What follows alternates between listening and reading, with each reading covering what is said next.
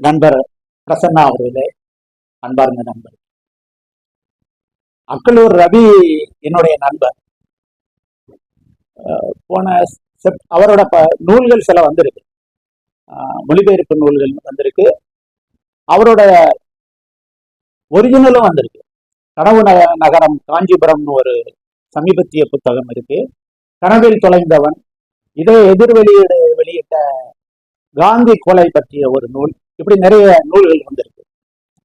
இந்த நூல் ஒரு 2 மாதங்களுக்கு முன்னால வெளியாகும் போது அவர் சொன்னாருன்னு தான் இதை படிச்சேன். ஆக்சுவலா மிக குறைவாக தான் நான் படிக்கிறேன் இப்ப சூழ்நிலையில. அதை படிக்கும்போது நமக்கு தெரியும், பொருளாதாரம் அரசியல் சம்பந்தப்பட்ட நூல்கள் படிக்கும்போது இன்னைக்கு ஒரு எழுத்தாளரோட, அதை மறந்துட்டேன், யாரோட பிறந்த நாள் இன்னைக்கு? இல்ல, சரி, அது பிறகு வருவோம். அவங்க பிறந்த நாள், அவங்க புத்தகங்கள் ரொம்ப இன்ட்ரெஸ்டிங்கா படிப்போம். ஏன்னா அது கொஞ்சம் மர்ம நாவல் அளவுக்கு இருக்கும். ஒரு பொருளாதார அடியாளோட ஒப்புதல் வாக்கு மூலம்னா அங்க சதி வேலைகள்லாம் எப்படி இருக்குன்னு பார்க்க படிப்போம். ஆனா சமத்துவம் நோக்கிய பயணம்னும் போது எல்லாருக்கும் ஒண்ணுதான் தோணும், சமத்துவம் வரலையே, அதை நோக்கி பயங்கர சண்டை நடந்துகிட்டு இருக்கேன்னு தோணும். இந்த நூல் படிக்கும் போது பல்வேறு இதுவரைக்கும் நம்ம மனசுக்குள்ள பொதிஞ்சிருந்த பல்வேறு விஷயங்களை இது அடிச்சு நொறுக்கி இருக்கு. ஆக்சுவலா நாம வாழுகிற இந்த உலகம் சமத்துவத்தை நோக்கி பல்வேறு அடிகளை எடுத்து வச்சிருக்கு. அதை நம்ம எந்த அளவுக்கு உணர்றோம்னே தெரியல. இப்ப இங்க இருக்கிற அதுக்கு காரணங்கள்ல கூட இங்க இருக்கிற தோழர்கள் இருந்திருக்காங்க. அதோ பிரகாஷ், மனோகர், அதுக்கு முன்னால இருக்கிற நம்முடைய தோழர் சோலைமாயவன், ஏன் நிறைய பேர் இருக்காங்க. இவங்கெல்லாம் சமத்துவத்தை நோக்கி இந்த உலகம் எடுத்து வைக்கின்ற ஒவ்வொரு அடியிலையும் இத்தகைய தோழர்கள் இருக்கிறாங்கிறத இனம் காட்டி இருக்குது நான் சொல்லுவேன். ஏன்னா நம்மளையே சொத்தாக பட்டியலிட்டு கொடுத்தார்கள் இந்த உலக முதலாளிகள். தங்கள் கையில் எனக்கு இத்தனை அடிமைகள் இருக்கிறார்கள் சொல்லிக்கிட்டு இருந்தாங்கல்ல. எத்தனை பேருக்கு வாக்குரிமை வந்தது? இந்தியாவிற்கு பிறகு எத்தனை நாடுகளிலே பெண்களுக்கு வாக்குரிமை வந்தது? மிக சமீப காலம் வரை நிறவெறியில் எத்தனை பேர் இறந்து போனார்கள்? ஏன் இந்த நிமிடம் வரைக்கும் போரிலே இந்த மனித குலம் இறந்து போய்கொண்டே இருக்கிறதா இல்லையா? அப்படி என்றால் இந்த நிலைமைகளை எல்லாம் மாறி மாறி மாறி இன்று ஒரு இடம் சேர்ந்திருக்கிறோம். நான் நூலுக்குள்ள அதிகமா போல, ஏன்னா அது நண்பர் பிரசன்னாவோட வேலை. எனக்கு இதை படிக்கும்போது இத்தகைய நிலைமைகள் வந்தாலும், எவ்வளவோ முன்னேற்றம் எல்லாம் வந்தாலும், அது எல்லாரும் சேர்ந்து இன்னைக்கு மக்கள் நல அரசுகள் தோன்றி இருக்கு.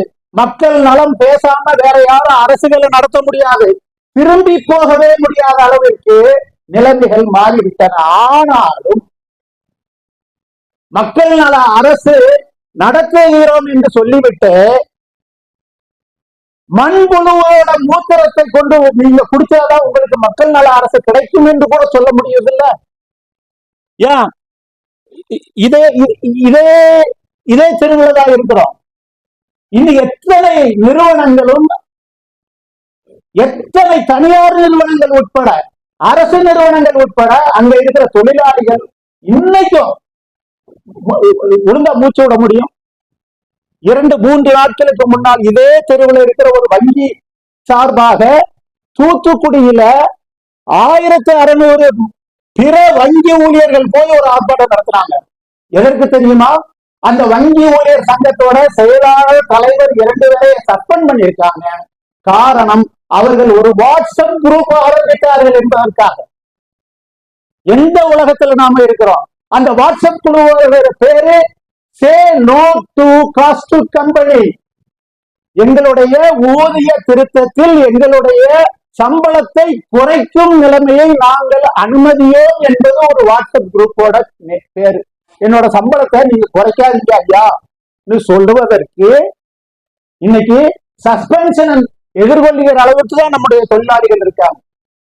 அந்த தொழிலாளிகளுக்கு இன்னைக்கும் அந்த வங்கியிலேயே ஒரே நாள்ல அந்த வாட்ஸ்அப் குரூப்ல 2000 பேர் சேர்ந்தார்கள்.